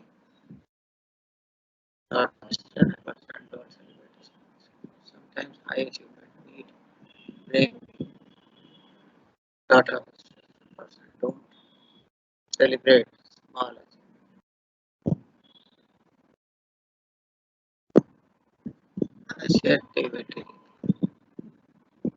मेरठ से मनीषा तेवतिया ने पूछा है कि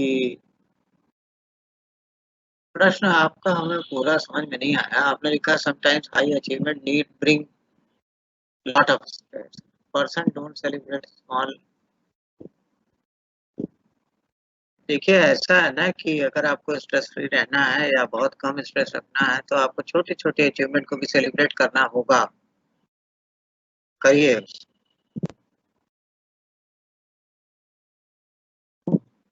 वो आपको हद तक बैलेंस रखेगा। इसलिए मैं ये नहीं कह सकता कि आप केवल हाई अचीवमेंट के ही चक्कर में रहें। छोटे-छोटे अचीवमेंट्स अगर आप करते हैं, उसको सेलिब्रेट करते हैं, तो आपके साथ और भी लोग जो जुड़े हुए हैं, वो भी तो प्रसन्न होंगे। तो हाई उसकी बात ही नहीं आएगी फिर।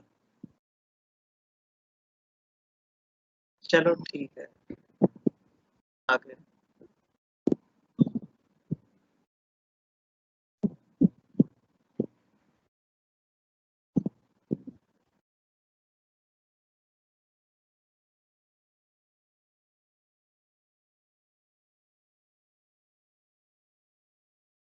बट क्या क्या मतलब इससे? चलो बढ़ाओ।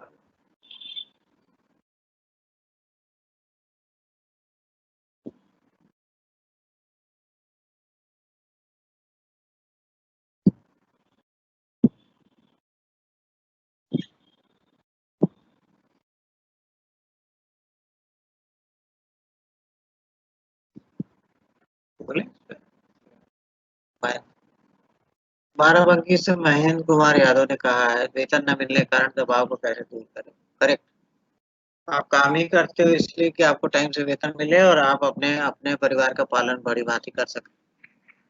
तो महेंद्र जी मेरे ख्याल से आप लोग में से कुछ लोग एक वो बनाइए, ग्रुप बनाइए और जाके वहाँ रिक्वेस्ट कीजिए कि हमारा वेतन नहीं मिल रहा है, हम काम किस तरह से करें। स्वाभाविक है, दिक्कत होगी, बहुत ज़्यादा दिक्कत होगी। जब मैं डायरेक्टर एससीईआरटी हुआ करता था, तो मैंने इस विषय में हमेशा बहुत सजगता दिखाई, लड़-भिड़ करके मैं गवर्नमेंट ऑफ इंडिया से और स्टेट गवर्नमेंट से भी धनराशि ला के आपको का वेतन दिला पाता था। इस समय के किसी उस पे कमेंट करना मेरे लिए उचित नहीं होगा। हाँ, ये ज़रूर है कि वेतन आपको समय से नहीं मिल रहा है, ये गलत बात है, ये नहीं होना चाहिए। एक आप लोग ग्रुप बना लीजिए, जाके परियोजना निदेशक महोदय से मिल लीजिए और डायरेक्टर जनरल भी हैं और अजय जी के संज्ञान में भी मैं ला दूँगा इस चीज़ को। ठीक है? मेरे स्तर से डायरेक्टली इसमें कुछ करने की स्थितियाँ बन नहीं रही, इसलिए मैं आपसे ऐसा कह रहा हूँ। आगे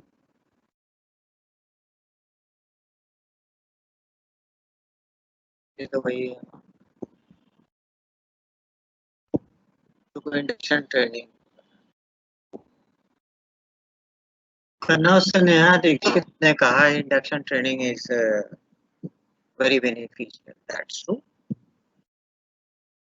डायरेक्टर सीबैट के रूप में मैंने बहुत सारी इंडक्शन ट्रेनिंग कराई थी, उस तक दिनांक तक अ, और वर्तमान में चूँकि ऑनलाइन ट्रेनिंग प्रोग्राम चल रहे हैं, तो इस समय हम लोग के पास स्टाफ भी नहीं है, दूसरे कोरोना में हम बहुत लोगों को इकट्ठा भी नहीं कर सकते एक तरीके से। और इंडक्शन ट्रेनिंग में face to face, one to one training करानी होती है। तो अभी कुछ दिन धीरज रखिए, वो भी होगा, जो बचे हुए लोग हैं उनकी ट्रेनिंग कराएँगे। क्योंकि इस समय हम इकट्ठा करके उनको नहीं रख सकते एक साथ, इसलिए संज्ञान में मेरे है और प्लान में भी है हमारे, लेकिन ये subject to this pandemic, corona pandemic, थोड़ा धीरज रखिए, जब थोड़ा इसका असर कम होगा, ऑनलाइन ट्रेनिंग का इसमें कोई मतलब नहीं होगा। क्योंकि हम सवेरे से ही आपकी ट्रेनिंग वहाँ कराते हैं, one to one, face to face और आपके अन्य जो साथी कर चुके हैं, उनसे आप फीडबैक ले सकते हो, उस फीडबैक में कैसे ट्रेनिंग। तो जब ये इसका असर थोड़ा कम होगा तो we will organise, certainly organise. We have got this thing in our planning calendar. ठीक है? परेशान होने की ज़रूरत नहीं है, होगा, बहुत अच्छे से होगा जैसे पहले हुआ था। आगे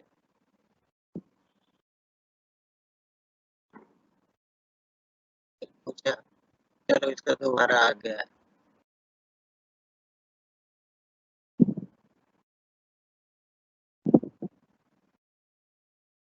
how the stress is transferred, ये क्वेश्चन अच्छा है।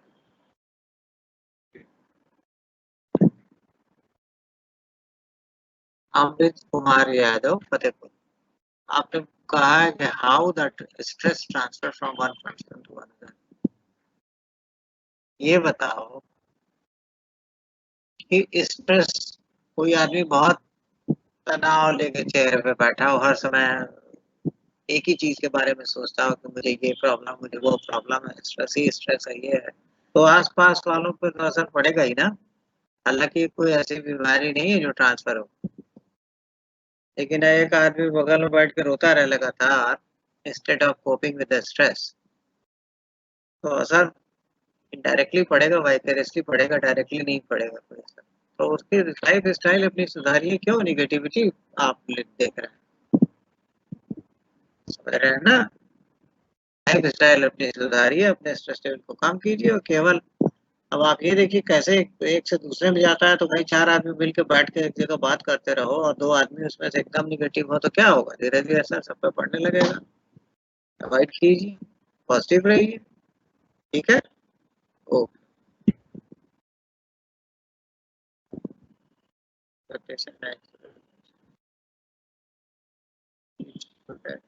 चलो सैलरी अजय लिंक है सर? हाँ, अजय लिंक मास्क लगाए रखो गुरु। अजय से कैसे बात किया जाए? हाँ, हाँ, करो मैं अभी इनके सामने बता देता हूँ ताकि इनको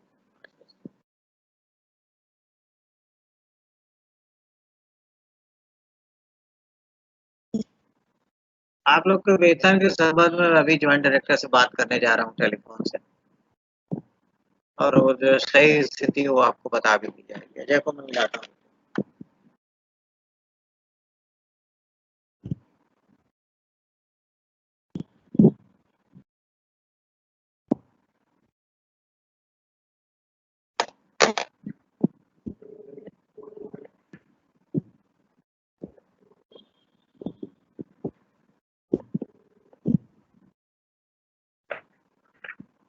हेलो। हाँ, अजय, अजय प्रणाम। अरे यार ये जो मैं अभी सेशन ले रहा हूँ ना, इसमें बहुत सारी क्वेरीज़ ये आई हैं। एक तो उनकी कि उनके वेतन 4 महीने से नहीं मिल रहे हैं। क्या कारण होगा इसका? बजट आया ही नहीं है क्या सेंट्रल गवर्नमेंट से कि यहाँ का? नहीं, यहाँ से अब तक जो है इनको 2 महीने की सैलरी दे चुके हैं। बस? हाँ, 2 महीने की चुके हैं, उसके बाद फिर जो है फिर मतलब ये तो 4 महीने चुके हैं, बट 4 महीने में क्या हुआ, 2 महीने तो वो फरवरी में सैलरी निकल गई। हाँ, उसमें निकल गया होगा, TR-27 में तो लिया होगा। हाँ, वो वाला समायोजन हो गया। फिर दूसरा जो है 2 महीने का भेजा, उसके बाद से जो है अभी टाइम लगी हुई है, यहाँ पे कुछ पानी बढ़ ही नहीं रही है। किसके यहाँ है? अभी तो ऐसा अभी स्टेटस देख नहीं पाऊँगा, कभी भी आप नहीं, मैं मुझे जानने की ज़रूरत नहीं है बेटा, इसको इसको देखो ऐसा करना, तुम इसको परसों कर लो। ये बहुत सारे लोग बेचारे कह रहे हैं कि उनका 4 महीने से तनख्वाह नहीं मिला है। ऐसी स्थिति में मुझे पता है सर, मुझे तो पता ही है, आप जानते हैं, मुझे जानकारी रहती है। इसको ज़रा परसों करा लो। मैं कराता हूँ, ठीक है, करा लो ताकि वो 4-4 महीने जब तनख्वाह नहीं मिलेगी तो नहीं, दिक्कत है, बेचारा खाएगा क्या? ऐसे में डीमोटिवेटिंग सिचुएशन में है, तो स्वाभाविक है उसको तकलीफ तो होगी। ठीक है? अरे लिखते हैं सब कभी-कभी। अरे लिखा है, उन्होंने लिख रखा है, बहुतों ने लिख रखा है। फिर लेक्चर ही दिलाओ, फिर तनख्वाह भी दिलाओ। कि नहीं, उससे नहीं काम चलता है। प्रॉब्लम है तो दैट नीड बी सॉर्टेड। ठीक है? सेशन अब कंप्लीट ही हो रहा है, कुछ क्वेश्चन और बचे हैं उनका जवाब हाँ, दे नहीं, दो। मैंने सुना, बहुत मजा आया मुझे भी। अरे तुमने कहाँ सुन लिया? मैंने अच्छा, तुम कनेक्ट किए हो? मेरे मोबाइल में रहता है ना सर, मेरा हाँ, मोबाइल में मेरा कनेक्टेड रहता है। और दिखाओ नीचे। चलो बढ़िया है। जी सर। ठीक है, ठीक है, थैंक यू। और क्या है? कोई टाइम है तो बता देते हैं सबको।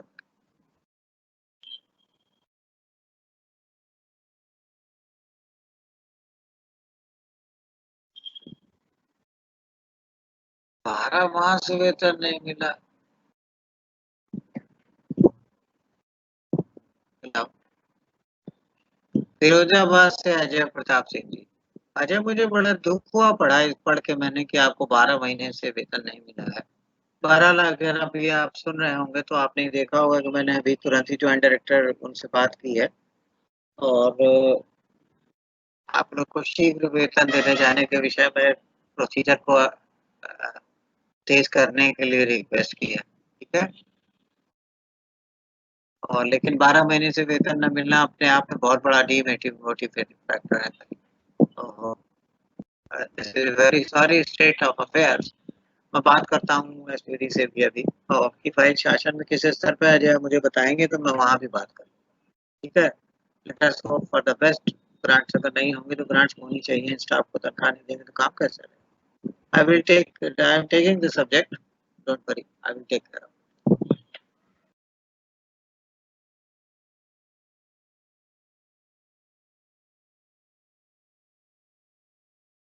कार्य के अतिरिक्त मूल्यांकन संरक्षण एसआई वहीं का बगल गई है तो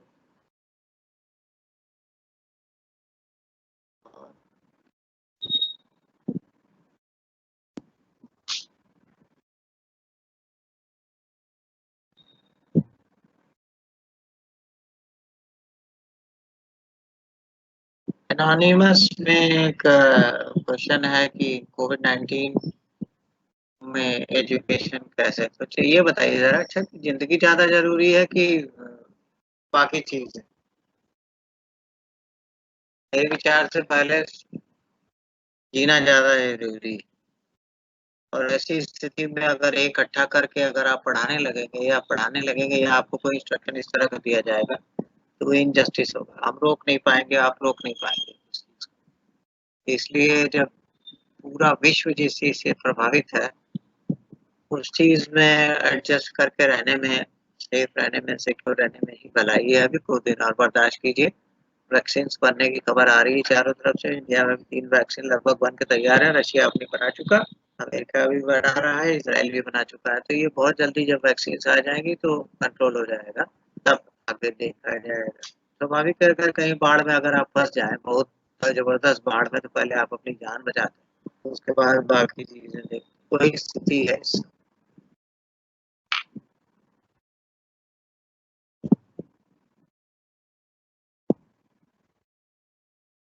इकाइयों में कार्यरत राजकीय विद्यालयों के प्रभारी और टीचर भी हम जवाब नहीं दे पाएँगे इसका। सर मेरा पास एक वेरिफिकेशन नहीं हुआ है और इसका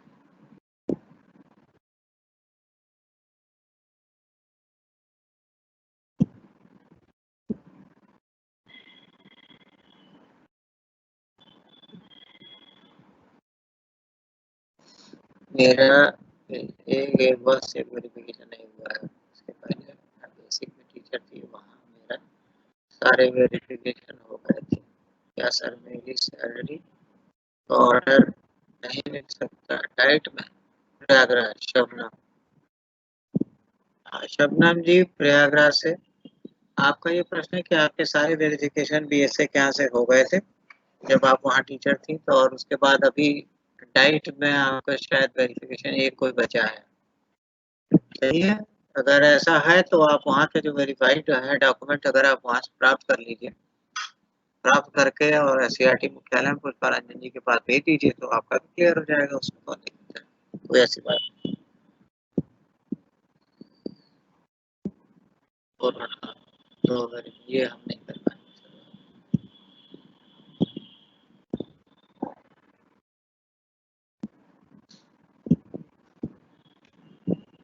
इसको गोरखपुर वासुदेव जी गोरखपुर से। वासुदेव आपने कहा है कि स्ट्रेस मुक्त रहने के लिए छोटे-छोटे अचीवमेंट को सेलिब्रेट करना उपयुक्त होता है। लेकिन कई बार ऐसा करने से आस-पास के लोगों को जेलसी होती रहती है और फिर वो स्टेटस लेवल घटने के बजाय बढ़ जाता है। वासुदेव देखिए मैंने अभी जो कहा ना छोटे-छोटे आयोजनों से आप अपना स्ट्रेस लेवल कम कर सकते हैं, नीचे वालों को मोटिवेट कर सकते हैं। यार दुनिया की परवाह क्यों करते हो इतनी ज़्यादा? अपना काम करो, खुशी से करो, अपने घर जाओ, सैलरी तुम्हारी सरकार देती है। अब किसी का स्वभाव ही आपसे जलना हो ज़बरदस्ती अपना काम न करना, तो उसकी तरफ बहुत ज़्यादा देखने की ज़रूरत क्या है? आप अपनी पॉज़िटिविटी अपने पास रखिए, उसकी नेगेटिविटी उसी के पास रहने दीजिए, बहुत ज़्यादा ढेलने देखने की ज़रूरत नहीं। ये ठीक उसी तरह है कि सामने वाला अगर गाली दे रहा है आपको, गाली दे रहा है तो दे, सुनिए बस, वही स्थिति है, जेलस रहता है तो रहे ना, क्या करना है? तनख्वाह आपको गवर्नमेंट देती है।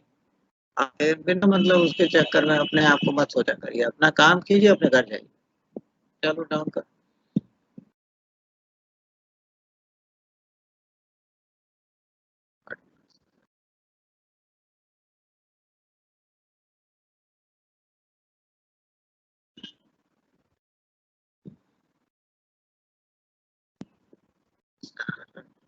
सच कहने को भी नहीं पड़ा।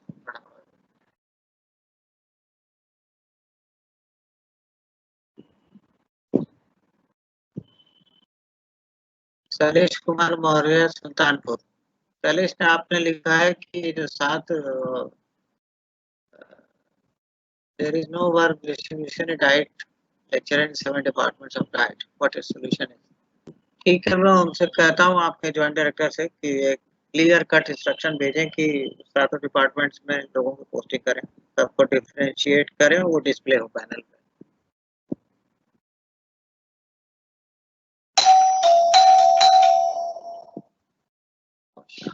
How could change this description set and use for the picture was the diet for Sham the instruction stress useful stress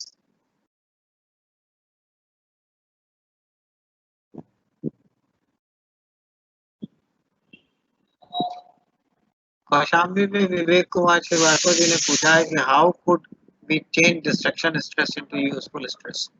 Vivek Srivastava DIET Kaushambi. Distraction stress से मतलब क्या? मतलब कि अपने आप को नुकसान पहुंचाना या अपनी सामग्री को नुकसान पहुंचाना। अगर ये है तो पहली चीज ये किया करिए, जब आपको क्रोध बहुत ज्यादा आए तो उसमें बहुत ध्यान मत दिया करिए। अगर कुछ कहने का वो हो रहा है कि इस चीज को तोड़ देता हूँ मैं, मेरा मन कर रहा है कि इस चीज को तोड़ देता, तो ठीक है मैं कल तोड़ूंगा, परसों तोड़ूंगा। या फलाने को अगर डांट लगानी है मुझे तो मैं आज नहीं करता, छोड़ो जान तो कल कर लूँ, परसों कर लूँ, तो धीरे धीरे वो खत्म हो जाएगा। एक मुश्त अगर बहुत ज़्यादा गुस्सा आया हो या स्ट्रेस लेवल बहुत ज़्यादा बढ़ा हो उस समय, कोई भी एक्शन लेने की अपेक्षा इसे आगे बढ़ा देना कि आगे इस पे विचार किया जाएगा, कल करेंगे, परसों करेंगे, तो वो अपने आप शांत हो जाता है। This is the only strategy.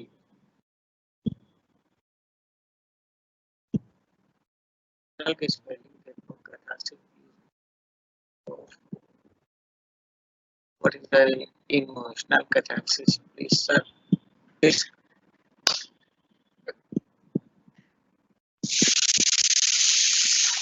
Raebareli से प्रीति सिंह ने जो लिखा है, भाषा जो लिखी है वो विचित्र है। अरे भाई लिखने से पहले अपना कम से कम इम्पोर्टेंट शब्दों का सही तो लिखा करो। तुमने लिखा व्हाट इज अ के बाद सीधे तुम्हारा इमोशनल जुड़ गया है कैथारसिस। इमोशनल कैथारसिस का मतलब ये है कि अगर आपके मन में कोई बहुत ज़्यादा झंझावत चल रहा है और आपके पास आप अकेले हैं और आप झेल रहे हैं उसको, देयर शुड बी समवन, ऐसा कोई व्यक्ति होना चाहिए जो कॉन्फिडेंट हो आपका, जिससे कि आप अपनी बात कह के अपने अपने जो झंझावत दिमाग में चल रहा है उसको जब आप व्यक्त कर देते हैं तो वो उसको कहते हैं कैथारसिस। तो किसी तरह के इमोशनल या कोई भी आउटबर्स्ट अगर होता है, सर्ज हो रहा है, तो आप किसी योग्य व्यक्ति जो आपका अच्छा मित्र हो या फिर एक अच्छा काउंसलर हो उसके सामने आप सारी बातें जब अपनी बता देते हैं, वो कैथारसिस आपकी हो जाती है और आप हल्का महसूस करते हैं। ठीक है, this is the only way. एक और तरीका होता है उसका कि आप उस मैटर के विषय में कोई कहानी लिखना शुरू कर दें या कुछ ऐसा प्रोडक्टिव वर्क शुरू कर दें, तो यू फील बेटर। ठीक है।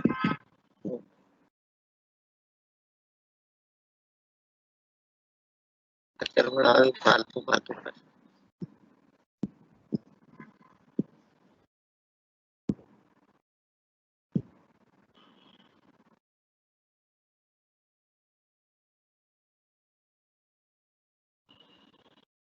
महाराजगंज से महाकालेश्वर पांडे जी ने पूछा कि सर कल हमारे बीच के एक प्रवक्ता का देहांत हो गया, अभी उनका परीक्षण काल भी पूर्ण नहीं हुआ था, क्या उनके परिवार में बिल्कुल मिलेगी? 100% मिलेगी। 24 घंटे अगर आप नौकरी कर लेते हैं तो प्रकाशित कोटे में आपके पाले को उसकी शैक्षणिक योग्यता के आधार पर नियुक्ति दिए जाने, अनुकंपा नियुक्ति दिया जाने का प्राविधान मिलेगी। चलो आगे बढ़ो। कितने हैं यार? बढ़ते जा रहे हैं। जवाब देते रहते लोग और इंटरेस्टेड से पूछते जा रहे हैं। ये सेव कर लोगे ना ये? हाँ सेव है। हाँ इसमें हटवा के इसको सब जगह भिजवा भी देना।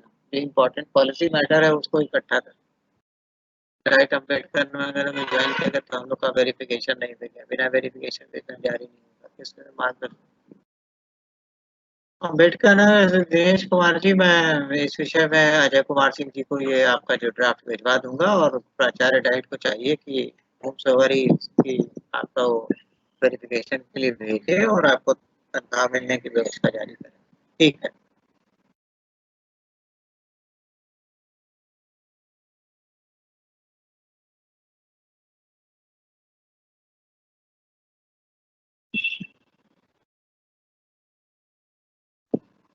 इस पर कोई कमेंट नहीं कर सकते प्रशासनिक है।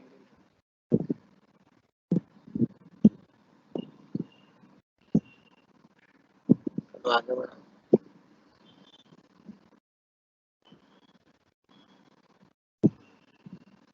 कहाँ का बताएंगे? उसको बताया नहीं अभी मैंने।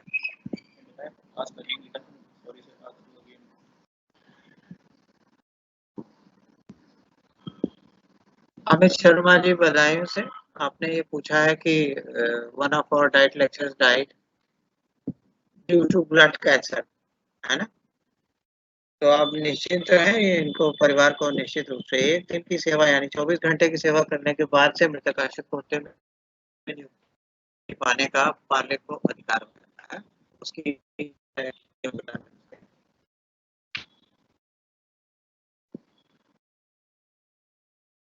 सैलरी है। चलो आगे तो बताइए कि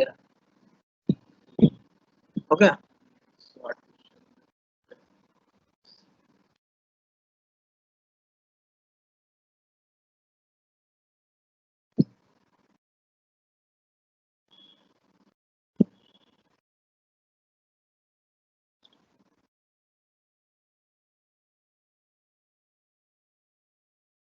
बात विश्वास की है। एनोनिमस प्रश्न है कि मैं जानना चाह रहा हूँ कि कार्यालय अभिलेख रखने की जिम्मेदारी प्रवक्ता की है या फिर क्लर्क स्टाफ? ये डिपेंड करता है आपकी कन्विंसिबिलिटी पर। अगर आपका प्राचार्य या वाइस प्राचार्य इस बात से सहमत है कि आप बेहतर ढंग से रिकॉर्ड रख सकेंगे बनिस्पत आपके क्लर्क के अपने, तो आपको अलाउ कर सकता है, आपको कह सकता है आप रखिए, उसमें दिक्कत क्या है भाई? जवाब और पर जवाब दे दिया बढ़ जाता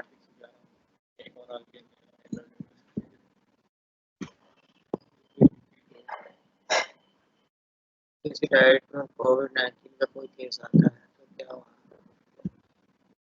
अरे इसमें कौन सी सोचने की बात है? अगर किसी डाइट में कोविड-19 का कोई केस आता है तो क्या रोस्टर प्रक्रिया लागू होनी चाहिए? क्यों क्यों नहीं होनी चाहिए? बल्कि उसको तो बंद करके पहले सैनिटाइज करना चाहिए। सैनिटाइज करने के बाद जितने लोग उनके संपर्क में रहे उनका सबका टेस्ट होना चाहिए और टेस्ट होने के बाद मिनिमल स्टाफ जो जाता है चलाने के लिए उसकी व्यवस्था होनी चाहिए। रोस्टर बनाने के अलावा और करिए क्या व्यवस्था? ठीक है, थैंक यू वेरी मच।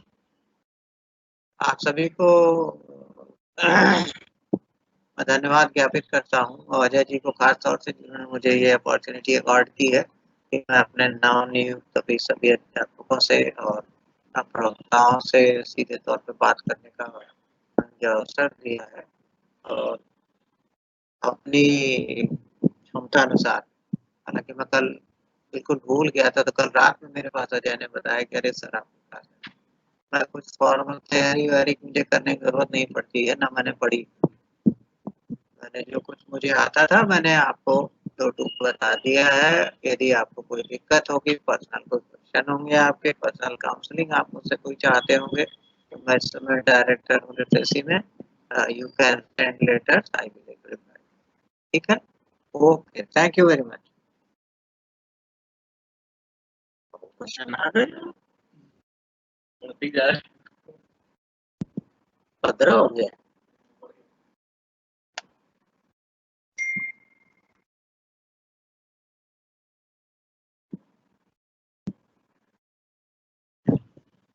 चलो ठीक है, बता दो, मैंने जितना मुझे आता था दिया, उससे ज्यादा क्या